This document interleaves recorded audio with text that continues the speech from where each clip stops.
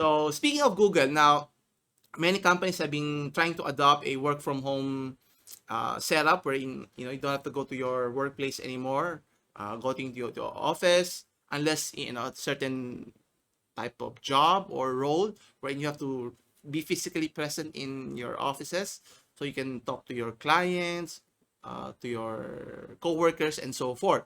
Now, in the case of Google, they've been going to invest heavily in terms of the sum of $7 billion in their real estate plans. So they're not betting that the work from home strategy is going to be a long-term strategy, but I think it would be a hybrid mixed strategy in my opinion anyway. So meaning they're investing more, not just in their main offices where their state, I think their headquarters, is it in California or in San Francisco? I can't remember.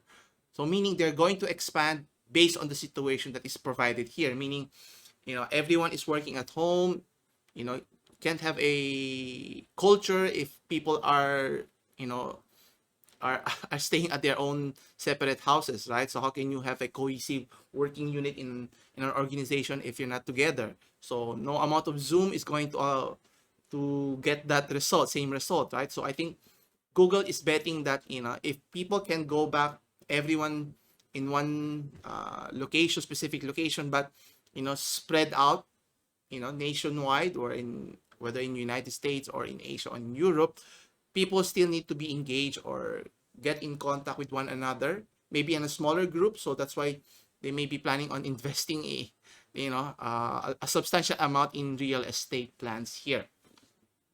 So according to the CEO, as mentioned from Sundar Pichai, they're mentioning, so they're investing 7 billion in offices and data centers this year across all 19 states, here. So the plan is to include over 1 billion embark for California and the expansion offices of Atlanta, Chicago, New York, as well as other smaller cities here.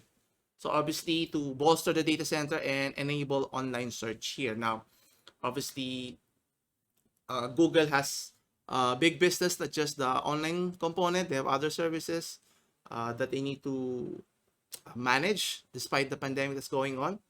So Google has reportedly nixed the permanent work from home model, meaning, it may work for last year, but for the foreseeable future, it's going to be a different scenario here. So let's take a closer look here. Yes.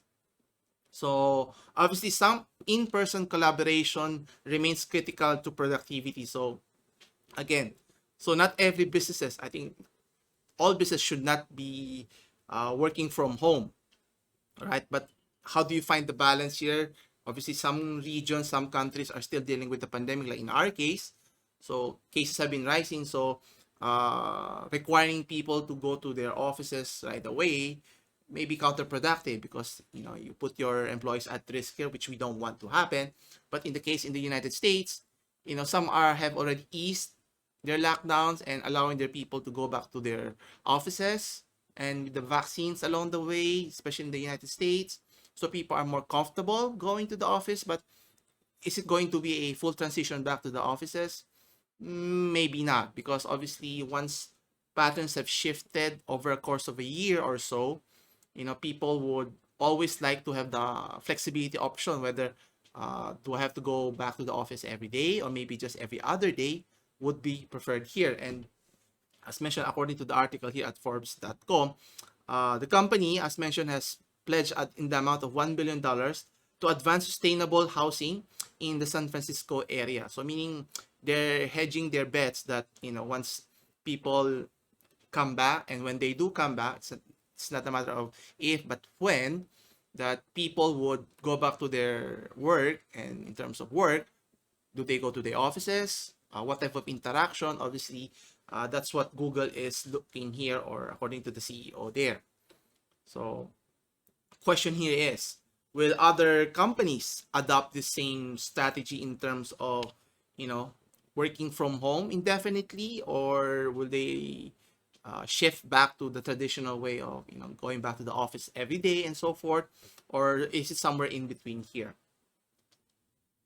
Well, as for Google anyway, they're continuing as mentioned. So they're looking in some places, the future will look much more like the past here. Now, what the past is it working in the office like before, or is it a mix already, or a totally different experience altogether?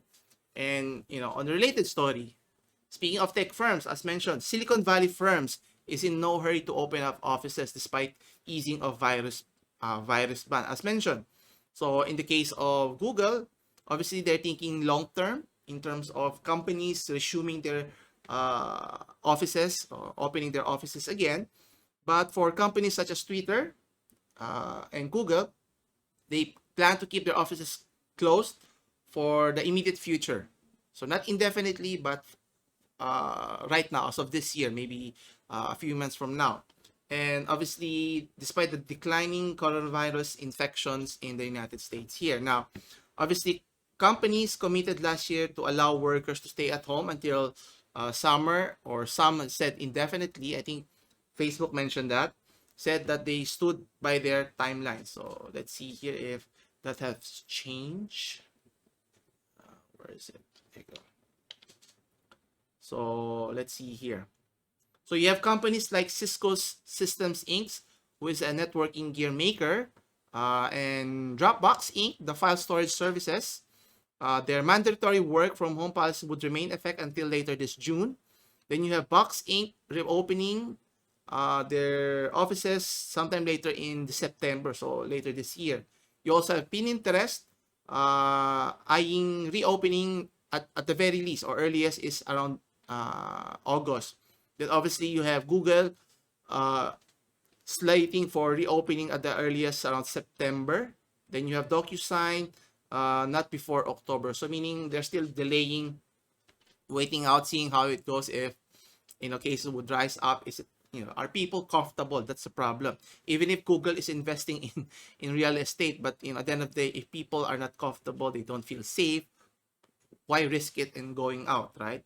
So it's not just those companies. You also have Twitter, Adobe Inc., PayPal Holdings, Twilio, Yelp, Zoom Video Communications are also staying closed until further notice, despite the government has already shifted from the to the orange tier from red tier lockdown restrictions in California. So again, at the end of the day, people are still concerned regarding what they call this.